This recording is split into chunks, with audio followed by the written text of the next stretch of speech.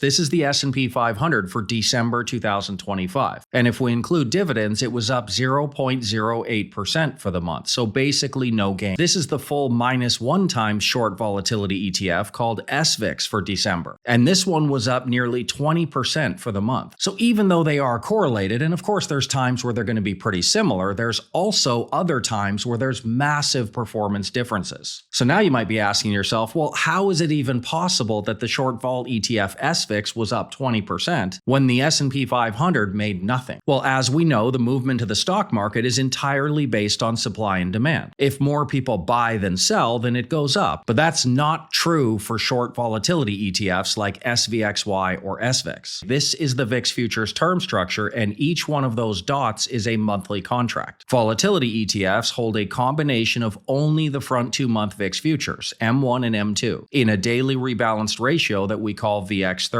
That constant 30-day VIX future is always moving down the curve. And then at the end of the month, those front-end futures converge to the VIX index and then they expire, with the whole process starting again. Now, this may all sound confusing, but the punchline is, if the VIX index is stable, that VX30 will just be gradually ticking down in price over time. So in a month like December 2025, where the stock market was basically flat, those VIX futures are still moving down the curve, which means the short volatility trade can still make a killer return. For stocks to make money, you need more buyers than sellers. But for short volatility to make money, you only need a calm market. There's many examples of this in the past. And even more specific, when do you think this outperformance of short volatility compared to equities will most likely be? Well, it's probably when the stock market is running on fumes and it may be nearing a short-term top, right? At this time, the stock market itself may just be chopping around sideways. But as long as it's not going down yet, volatility should remain stable, and direct short volatility exposure can still be crushing it performance-wise. In December 2025, the S&P 500 was flat, but short volatility had a great month, and because we trade a diversified portfolio, we also had a really good month in December.